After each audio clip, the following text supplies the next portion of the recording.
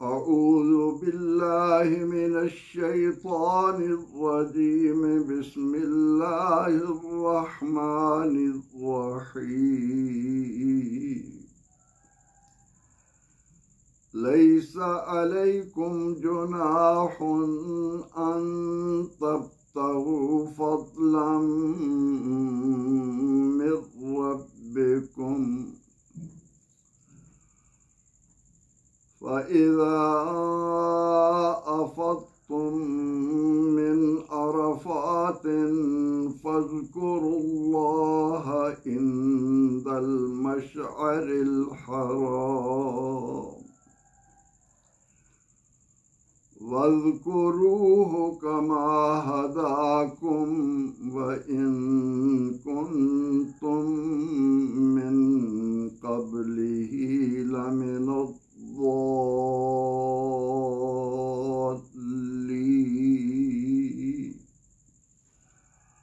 सदक़ल्लाहुल अज़ीम।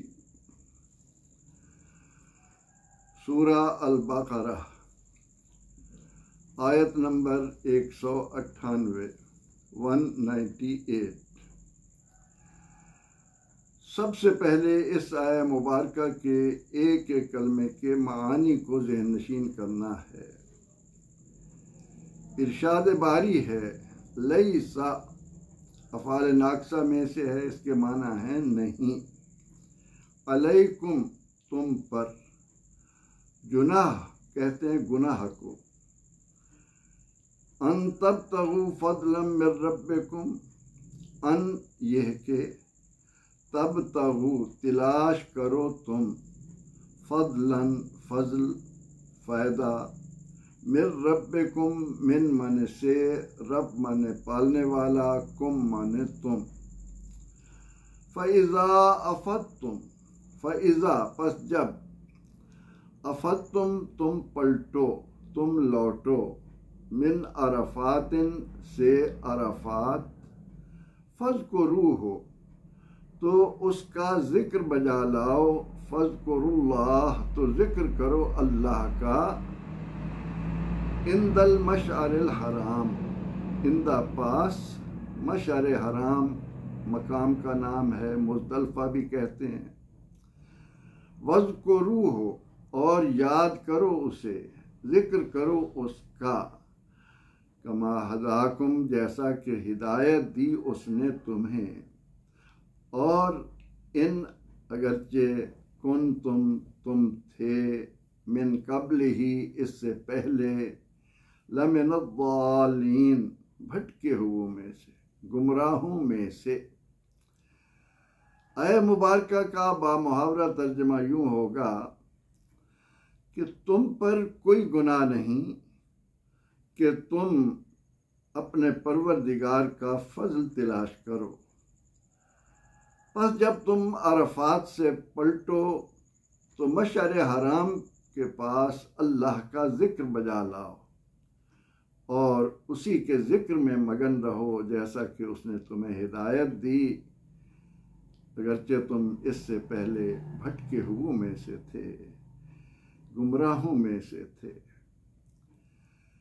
इससे पहली आया करीमा में हज के महीनों का जिक्र हुआ और ये बताया गया कि जो शख्स हज का इरादा करे उसे अपने आप को हर तरह के गुनाह से, नाफरमानी से, झगड़े से, बेहूदगी से दूर रखना है। अब इस आया मुबारका के ज़रिए अल्लाह रब्बुल इज़्ज़त अहले ईमान में पैदा होने वाले एक इश्काल को दूर फरमा रहे हैं, और वो ये है कि आम तौर पर जब इंसान अल्लाह की इबादत की तरफ मुतवज्जे होता है तो उसके ज़हन में ये बात आती है कि वो अपने आप को इस तरह अल्लाह के इस फरीज़े की अदायगी में मगन कर ले कि और किसी काम की तरफ उसकी तवज्जो ना हो। अब सफ़र हज है, उस दौरान रास्ते में लोगों को खाने पीने की ज़रूरत है, सवारियों की ज़रूरत है और बेशुमार इंसानी हाजात हैं। इंसान अचानक बीमार हो जाता है, उसको दवाई की ज़रूरत पड़ती है। तो इन मामलात में जो लोग सवारी का बंदोबस्त करते, साथ तिजारत करते, उनके ज़हनों में ये बात डाल दी जाती कि तुम खालिसन हज के लिए नहीं आ रहे, तुम्हारा मकसद पैसे कमाना है। तो परवरदिगार आलमीन जो बंदों पर बड़ा मेहरबान है, जो अपने बंदों का हर लिहाज से ख्याल रखने वाला है, उसने इस ज़मन में इस आया करीमा के ज़रिए अहले ईमान को हज के दौरान अल्लाह का फजल, अल्लाह का रिज़्क तलाश करने की भी इजाज़त दे दी। इरशाद हुआ कि अल्लाह का फजल तलाश करने में तुम पर कोई गुनाह नहीं है। अब चूंकि सारा का सारा इन्हिसार इंसान की नीयत पर है कि मैंने अल्लाह रब्बुल इज़्ज़त का ये फरीज़ा अदा करना है, और उस नीयत को खालिस करते हुए उस दौरान अगर मुझसे कोई ऐसा काम हो, कोई ऐसी तिजारत हो, कोई ऐसी मजदूरी हो जिसकी बिना पर मुझे अल्लाह का फजल मिले। और यहाँ पर आप ये देखें कि उस करीम ज़ात ने, जिसने इंसान को पैदा किया है, इस हज के दौरान तिजारत करने को, माल कमाने को फजल करार दिया है। ये उसका कितना बड़ा करम है कि इंसान जब अपने रब को राज़ी करते हुए मेहनत करता है, तिजारत करता है, कोई हुनर बजा लाता है, तो उसकी बदौलत उसको जो अल्लाह का माल मिलता है, उस माल के लिए यहाँ फजल का जिक्र हुआ। अर्ज करता चलूँ, यहाँ इससे मुराद वो नहीं है जो हम गलत ज़रिए से माल कमा कर उससे मकान तामीर करते हैं और उसके बाद उसको लिखते हैं कि हाज़ा मिन फजल रब्बी। यहाँ फजल से मुराद अल्लाह का करम है कि इंसान सिद्क़ की नीयत के साथ उसकी राह में जा रहा है, और वहाँ पर उसको ऐसे वसाइल आते हैं जिनकी बदौलत वो माल भी हासिल करता है, तो उसके लिए उसको अल्लाह का फजल करार दिया गया। ये बात बता देने के बाद कि हज के दौरान माल तिजारत तुम्हारे लिए जायज़ है, तुम अल्लाह का फजल तलाश कर सकते हो। उसके बाद हज का एक और रुकन बयान हुआ कि फ़ैज़ा अफ़दतुम मिन अरफ़ातिन, जब तुम अरफ़ात से लौटो, वहाँ वकूफ़ के बाद वापसी का इरादा करो, वापस आओ, तो मशअर हराम पर ठहरना होता है, मुज़दलिफ़ा पर क़याम करना होता है। अब ये बात तो हम जान चुके कि वकूफ़ अरफ़ात हज का रुकन आज़म है। 9 ज़िलहज की सुबह से लेकर 10 ज़िलहज की सुबह सादिक तक इस अरफ़ात के मकाम में कुछ देर के लिए वकूफ़ होगा तो हज होगा, इसके बगैर हज नहीं होगा। अब इस मकाम का नाम है अरफ़ात, और इसकी अहमियत आप जान चुके कि हज जैसी इबादत कि जिसे वहाँ पर अरफ़ा के दिन थोड़ी देर के लिए वकूफ़ मयस्सर आ गया, उस पर अल्लाह की रहमत और उसके करम के ऐसे दरवाजे खुले। अल हज यग़सिलुज़ ज़ुनूब कमा यग़सिलुल माउ दनस। हज ने उस वकूफ़ करने वाले को गुनाहों से ऐसे पाक कर दिया जिस तरह पानी मैल को धो डालता है। या ये भी बयान हुआ कि इंसान इस तरह हो जाता है गोया वो माँ के शिकम से आज ही दुनिया में आया है। अब आखिर अल्लाह की रहमत यहाँ पर इस तरह बंदे को अपने दामन में क्यों लेती है, ये बात बड़ी अहम है, और ख़ास तौर पर उन लोगों के लिए जो अल्लाह के नेक बंदों के मुताल्लिक शुकूक व शुबहात पैदा करना माज़अल्लाह अपना फरीज़ा समझते हैं, और जो ये जानते हैं कि उस रब करीम के साथ इंसान का ताल्लुक ऐसा हो कि दरमियान में और कोई इंसानी वास्ता ना आने पाए। अल्लाह के बंदो, तुम बंदे हो, तुम्हारा कोई खालिक व मालिक है, उसने तुम्हें पैदा किया है और तुम्हारी जिम्मेदारी उसको राजी करना, उसका हुक्म मानना। उस हुक्म मानने के ज़िमन में अपनी आरा लाना, अपना कोई मसला की इजाद कर लेना, अपने तौर पर ऐसे ऐसे वसवसे लोगों के ज़हनों में डाल देना कि माज़अल्लाह शैतान भी शर्मा जाए।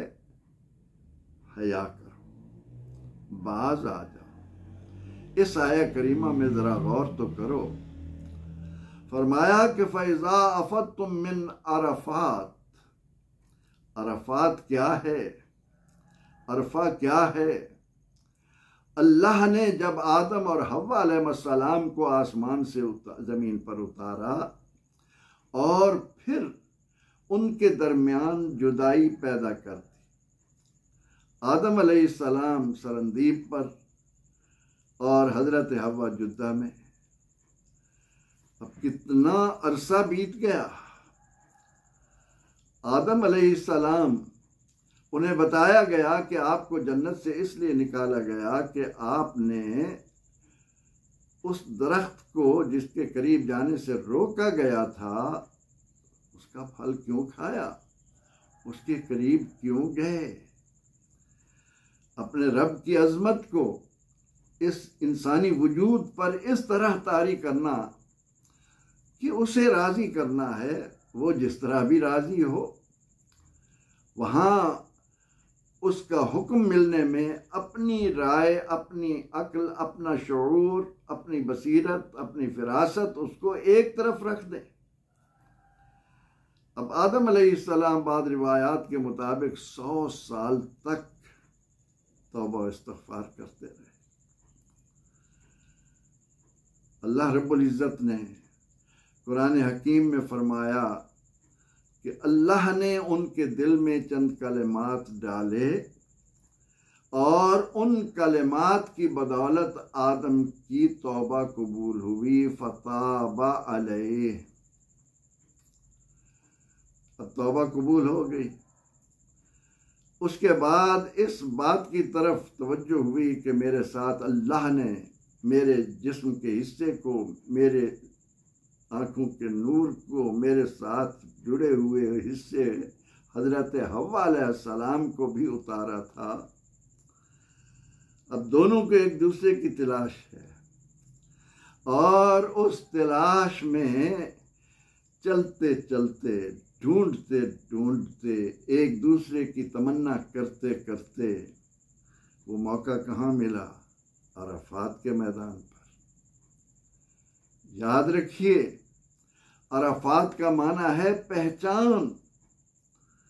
यौम अरफा पहचान का दिन, जिस दिन आदम ने हव्वा को, हव्वा ने आदम को अलैहिस्सलाम पहचाना, जिस जगह उन्होंने एक दूसरे की मार्फत ली, एक दूसरे को पहचाना, एक दूसरे से मिले, जगह का नाम ठहरा अरफात और दिन का नाम ठहरा यौम अरफा। कौन मिले? पहला इंसान जिसे अल्लाह ने खलक़्तु बियदैया, मैंने अपने हाथों से जो उसकी शान के लायक हैं बनाया। कौन? आदम। व नफ़ख़्तु फ़ीहि मिन रूही, जिसमें मैंने अपनी रूह में से कुछ रूह उसमें फेंकी, फूंक दी। अल्लाह रूह है और उसने अपनी रूह में से कुछ रूह, व नफ़ख़्तु फ़ीहि मिन रूही मिन तबीज़िया। जरा सोचो,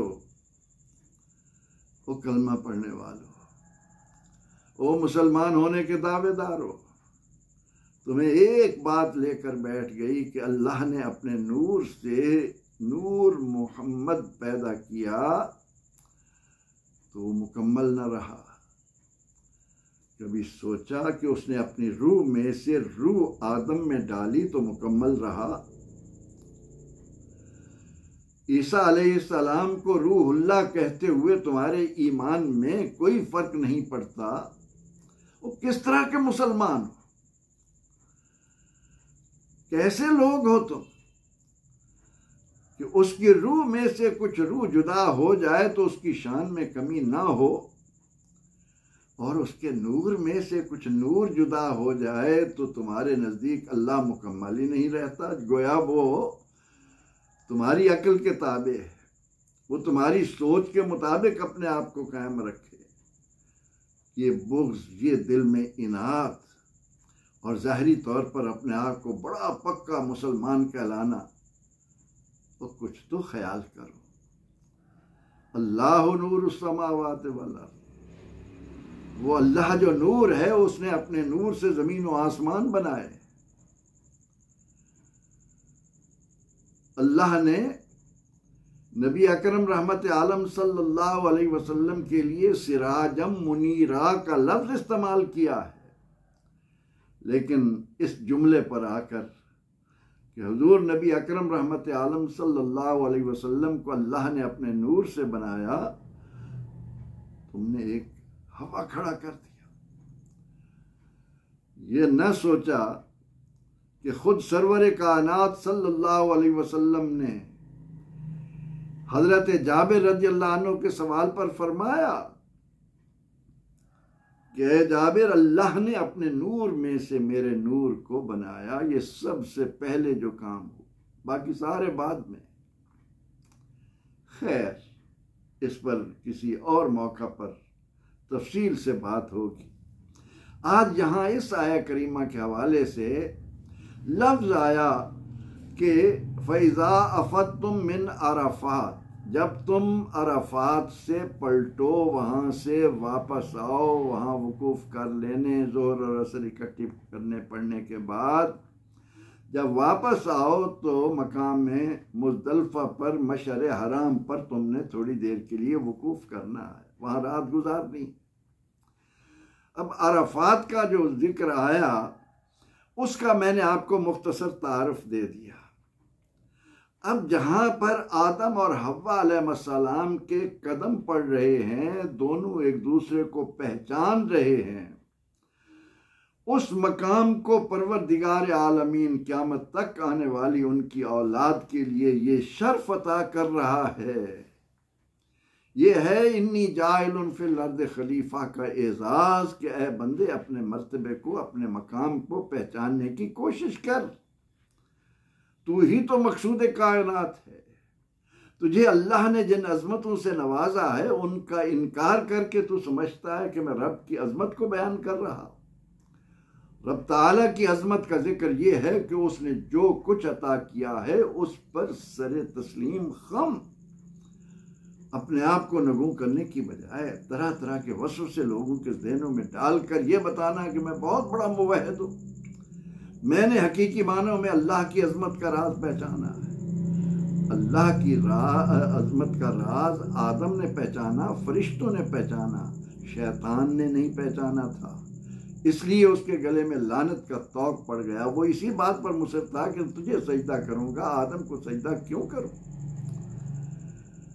ये अरफात है जहाँ आदम और हवा के कदम पड़े। अल्लाह ने इस ज़मीन के टुकड़े को ए अहले ईमान वो शर्फ अता कर दिया कि 9 ज़िलहज में थोड़ी देर के लिए यहाँ पर आ जाओ, वकूफ़ कर लो, तुम्हारे गुनाह धुल जाएंगे, गुनाहों से पाक और साफ हो जाओ। ये है वो चीज़ जो कुरान और सुन्नत अहले ईमान को ये कहता है कि मस्जिद नबवी है, मस्जिद हराम है, मस्जिद अक्सा है। अला इन्ना औलिया अल्लाह ला खौफुन अलैहिम वला हुम यहज़नून। कभी सोचा करो कि जबल रहमत की ये सारी बरकतें अल्लाह ने अपने बंदे के कदम से इंसान को अता की। खलील के कदम से पत्थर लगा, उसको कहा कुरान में वत्तखिज़ू मिन मकाम इब्राहीम खलील, वत्तखिज़ू मिन मकाम इब्राहीम मुसल्ला। सफ़ा मरवा पर हाजरा के कदम पड़े, कहा इन्न सफ़ा वल मरवत मिन शआइरिल्लाह।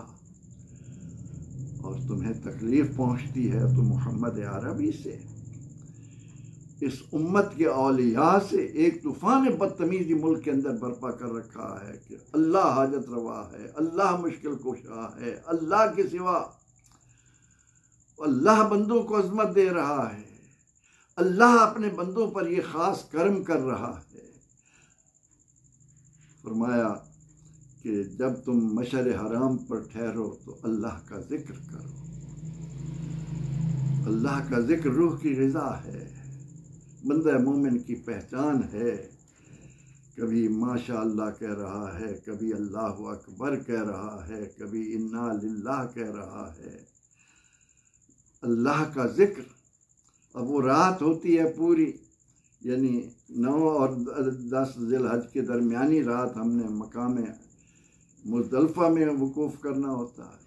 फिर साथ ही फरमाया वज़्कुरूहु कमा हदाकुम, उससे तुम्हारा ताल्लुक़ एक ज़रा भर भी कभी मुनक़ते न हो, जैसे कि उसने तुम्हें सीधी राह से नवाजा है।